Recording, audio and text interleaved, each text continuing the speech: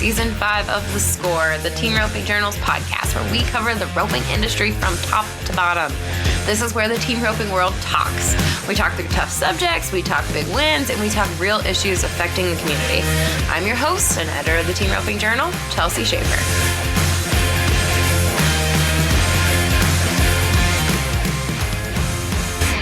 Hey everyone, this is Chelsea Shaffer. Welcome to a longer episode of The Short Score.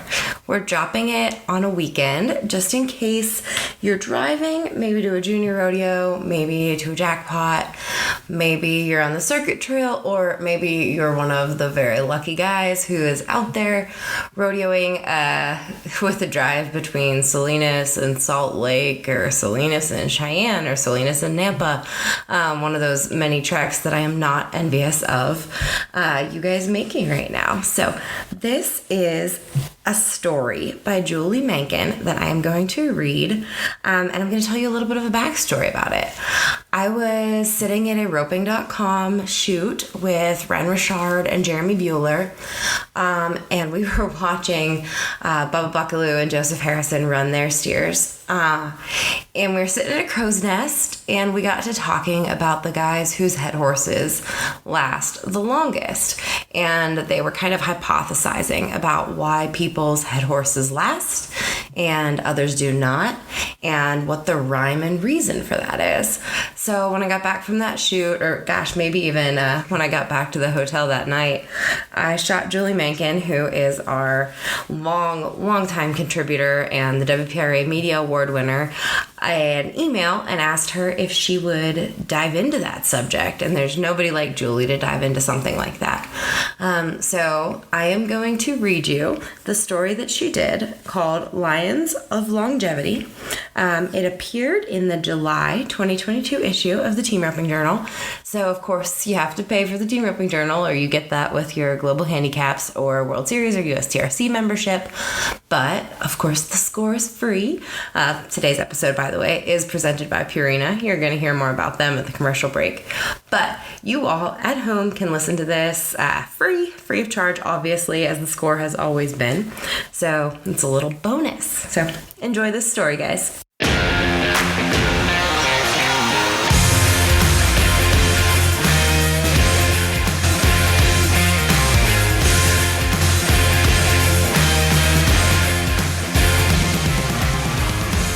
Lions of Longevity by Julie Mankin. What keeps elite head horses so sound of body and mind they can live a full decade on the highway? Only a handful have done it.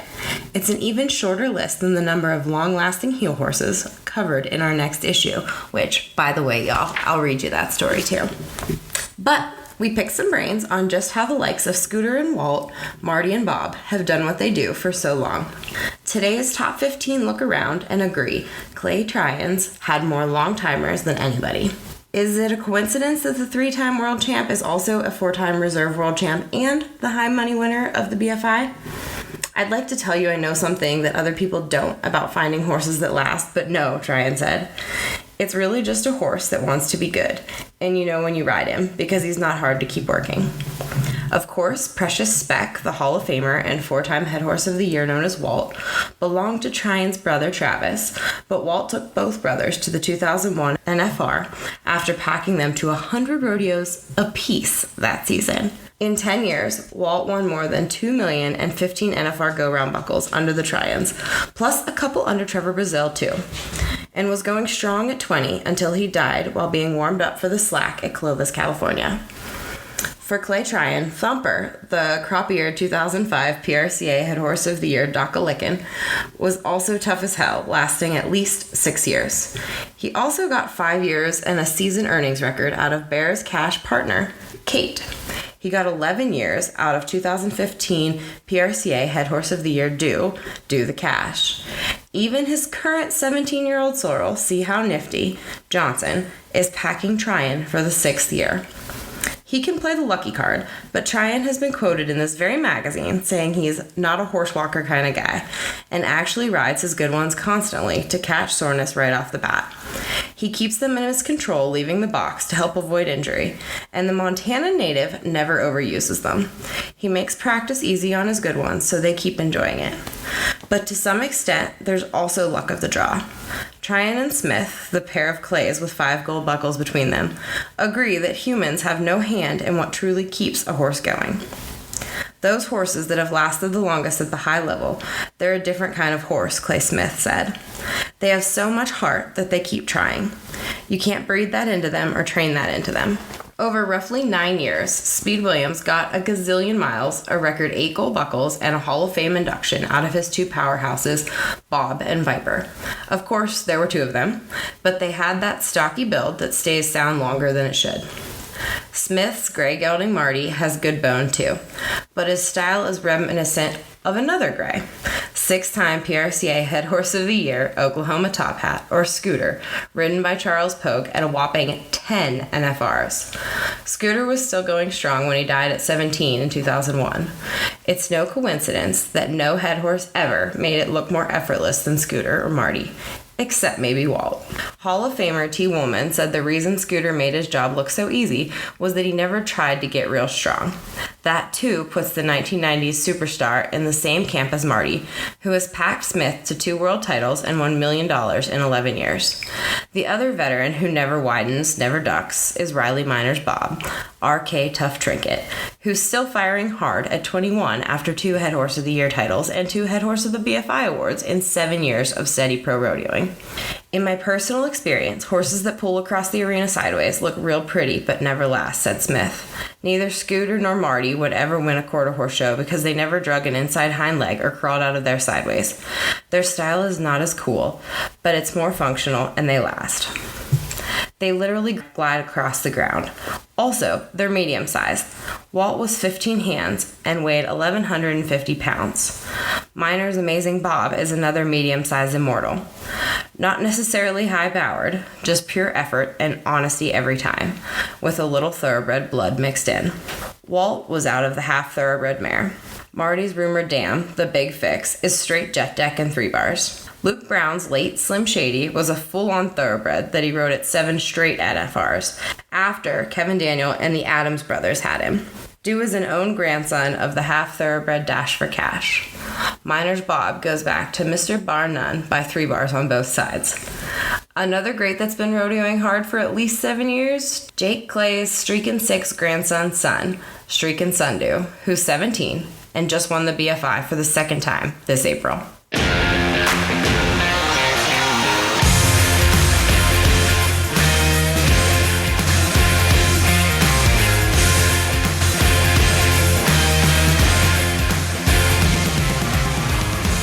Level up your horse's performance this season with choices from Purina Animal Nutrition. From Purina Ultium Competition Formula to Purina Impact Pro Performance and everything in between, Purina has the right option for your horse, including supplements like Purina Supersport Amino Acid Supplement, Purina Amplify High Fat Supplement, and Purina Outlast Gastric Support Supplement. There are many choices for optimal nutrition with when you choose Purina, all backed by science. Level up your performance this season and put Purina's research to the test. Ask for Purina at your local retailer.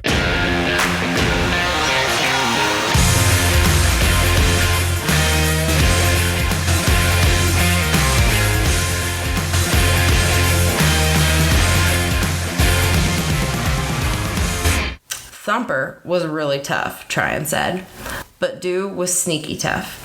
He was never sore, except for one abscess one time. He was never hurt until maybe 10 years into it. That's similar to Slim Shady, who never colicked, never was injected, never had a bump, and never limped. To Tryon, they're that way because they're great horses, like Marty and Bob. I've never ridden him, Tryon said, but out of all the horses I've ever seen go, I'd like to think I have done the best on Bob. He's still just as awesome right now at 21. The hands-down champ of the longevity contest has to be Swagger. the winningest head horse to ever come out of the Navajo Nation. The gelding's been in Derek Piguet's trailer for exactly 15 years, through virtually all 9 NFRs, up through winning San Angelo in April for $9,246 a man. When Piguet got home and watched the TV broadcast of San Angelo, he heard Joe Beaver say, "I wonder how much he's won on that old sorrel." "I wish I knew that too," Piguet exclaimed. "I wish I knew how old he was, but maybe it's a good thing that I don't. That way he's just a horse." Letting him be just a horse has worked beautifully for 15 years. Swagger's never worn a magnetic blanket, nor a pair of soft ride boots, nor been hauled in air ride suspension. He's never had a supplement or even senior feed, save some hawk injections last year. It's just Piguet understands that 45 degrees and windy is the perfect weather for a horse, when so many other people blanket one. To him, you can baby a horse so much that it interferes with them, but don't let him fool you. "I probably like horses more than people, especially the good ones," he admitted. "I'll keep doing what I've been doing, because I know my horse and the things that I didn't do for him, and he's still the same as he was the day I got him." That means avoiding the all-night drives and avoiding stalls. It means giving Swagger a big pen with a big water trough and a mare in it, and just throwing him some hay, letting him be a horse. There's one thing Piguet said he didn't do. Use that horse up. The consummate wild desert cowboy, Yeti poster boy, and pickup man never rode him outside. "That stuff's good for some horses, but it doesn't feel like it's good for him," he said. "I knew him, and it wasn't his thing." Just days before Swagger's 9th NFR, he wasn't lame, per se, but definitely off, maybe out of alignment. So Piguet got off him and borrowed a horse. Never took Swagger to a vet, just took him home, dirked his shoes, and turned him out. Then he remembered that old horses tend to go downhill not being ridden. So this spring, he got him back in and started riding him again. And the rest is history. As of late April, Swagger felt great, and Piguet figured he still likes it, regardless of whether he's 20 or 25. It's worth noting, Piguet has thrown the same coat saddle on Swagger's back for 15 years. And reinsmen surely get some credit as the only maker of try-on saddles for 14 years. Plus, Marty has a hard-to-fit back, but stays pain-free thanks to his own custom-made Todd Sloan saddle and CSI pad. Also, conditions have improved even more than tack and medicine over the decades, considering the steers weigh half as much and the trailers haul half as far. Tough is truly a relative term. "Guys go to 65 rodeos in a year now," said Woolman, for whom no head horse lasted longer than a few years during his 30-year career. "In 1982, I went to 132 rodeos and turned out just 2 times. Leo and I flew a lot. But still, that's double the rodeos they're hitting now." Yesterday's horses, he said, were just as athletic as today's superstars, but were bigger boned and colder blooded. Maybe that made up for their lack of coddling. Tryon can't believe the story Junior Musio told him about making the NFR 3 times in the 1960s. In his car, he towed his one horse in his one-horse bumper pull trailer, saddled, because there was no place to haul a saddle, much less any hay. World champion Doyle Gellerman, who went to 25 NFRs in 26 years from 1973 to 1997, initially said genetics must be the key to longevity, until he thought about it. "Honestly, it's just a big old heart," he concluded. Toughness, it seems, is proportional to heart. "The ones that last so long just have a lot of try," Tryon said. "People or horses that seem to go longer, they're just wired different. That wiring plays into their personalities, too." "Slim was tougher than nails," said Brown, who won 2 of his 3 NFR average titles on the old sorrel. "He was a little snorty, and he never bucked, but he'd run off. He did not like strangers or concrete. You had to shoe him on the grass." Walt, too, would almost run off going to a steer before he'd ever get quick. Very free also was Gellerman's 15-hand, 1,200-pound Don Coyote that he finally retired at 22 or 23 after riding him at 8 NFRs. The gelding wasn't an all-time great, he said, or even the best horse he ever had. "But he was the toughest horse I've ever owned in my life," recalled Gellerman. "He could take all you could give. The more you used him, the better he was. Jesse James was at my house once when I was practicing teaching on him. He asked me, 'Do you ever just kick him up?' I said, 'No, he gets too free.' Then there's Bob, the horse that kicked Riley Minor when he walked up to put on a splint boot. We're buddies, but Bob's a strange animal, Minor said. Some days he'll snort at you. Not being sweet and kind, I think that's what makes him tough and good. He's watchy and catty. Swagger, the friendly and easy to catch sorrel, is the exception to the rule that most long-lasting head horses have a distinct stay-away-from-me personality. The safest place to be around Marty is on his back, admitted Smith. He doesn't want anybody messing with him. All he really wants to do is chase a cow. I feel like the ones that lasted forever all had that little quirk that makes them a little tougher. Marty's so tough that Smith unknowingly rode him in December's NFR with a torn left hind suspensory. You don't know he's hurt until he starts working different, Smith lamented. He won't necessarily stop working, but just works different. Lucky for Smith and his healer Jake Long, Marty has made a full 100% recovery. The smooth-moving gray will be in Smith's trailer this summer.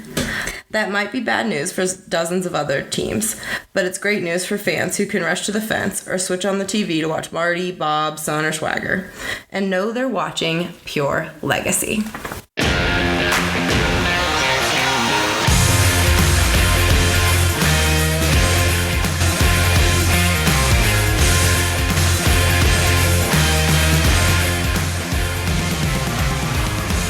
Thank you all so much if you made it through that story. We started reading these stories because my husband would always say, man, I wanted to read that story, but it was so long. Will you read it to me? And I used to read him stories in the trailer going down the road to rodeos. So I hope that you all enjoy this. Maybe you all don't enjoy it. I hope that some of you enjoy this and get something out of it. Thank you so much for listening, and we will talk at you next week.